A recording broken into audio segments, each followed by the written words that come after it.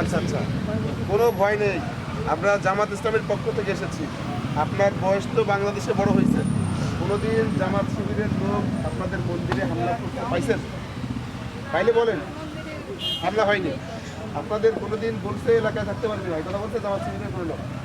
কোনোদিন বলেনি। আপনাদের অত্যাচার করছে জামাত শিবিরের লোক? চিনি না, মোটামুটি আমার এলাকার কেউ করিনি। ব্যাস, ভালো কথা। সুতরাং মনের মধ্যে যেন কোনো ভয় তৈরি না হয় যে আমাদের এসে আবার কোনো ঝামেলা করে কিনা। যদি এরকম ভয় থাকে তাহলে আমাদের এখানে জামাতের নেতারা আছে, এই জামাতের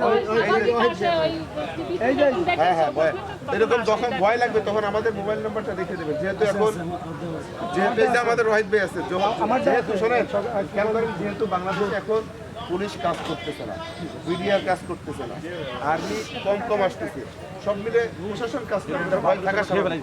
ভয় লাগলে আমাদের জানাবেন, আমরা আপনাদের এই মন্দির 24 ঘন্টা পাহারার ব্যবস্থা করবো যাতে করে কেউ ক্ষতি করতে না পারে। একেবারে বললাম, সত্যি সত্যি বলছি। যদি কখনো এরকম মনে ভয় লাগে যে আসতে ঝামেলা হতে পারে, সাথে সাথে সাথে সাথে একটা ফোন দেবেন, ভাই আমরা মনে করতেছি হামলা হতে পারে, আমাদের ভয় লাগতেছে, একটু বললেই আমাদের এখানে স্টিল সারা রাত লোক পাহারা দেবে, যতক্ষণ পর্যন্ত আপনারা বলবেন না আর লোক দরকার নেই, তখন চলে যাবে। পুলিশ যখন আসবে তখন হয়তো আমাদের লাগবে না, এখন যেহেতু পুলিশ নাই, হ্যাঁ এই জন্য ইনসিকিউর ফিল করলে আমাদের বলবেন, আমরা পাহারা দেবো। আপনারা ভালো থাকেন, আপনারা আপনাদের উপাসনালয়ে আপনাদের পূজা মণ্ডপের কাজ করবেন, আমরা আমাদের মসজিদে নামাজ পড়বো, সকাল বিকাল রাত আপনাদের সঙ্গে আমাদের দেখা হয়। যার ধর্ম সে পালন করবে, এখানে বাধা দেওয়ার কোনো সুযোগ নাই। যে বাধা দেবে তাকে মনে করবেন ও কোনো দলের লোক না, ও একটা সন্ত্রাসী। ভালো আছেন? সন্ত্রাসী কিন্তু সব সমাজে আছে। আপনার এলাকায় যে দুই একটা সন্ত্রাসী নাই তা কিন্তু না আছে। সুতরাং তারে শায়েস্তা করার জন্য আমরা আছি, ওই সন্ত্রাসীকে শায়েস্তা করার জন্য আমরা আছি। প্রশ্রয় দেওয়া যাবে না, ভীতি নাই কোনো, আমরা আপনাদের পাশে আছি। বিগত সময় থাকতে পারিনি অনেক সমস্যার জন্য, আপনারা জানেন দেশটাই সমস্যাগ্রস্ত ছিল।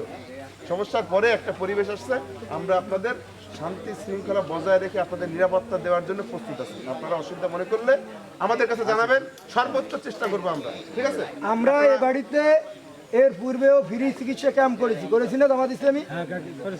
এই বাড়িতে ফ্রি চিকিৎসা ক্যাম্প করেছি, এই বাড়িতে কম্বল দিয়েছি, এখানে বসে আমরা নিমাই কাকারে নিয়ে আমরা এলাকায় কম্বল দিয়েছি এবং ফ্রি চিকিৎসা ক্যাম্প করেছি।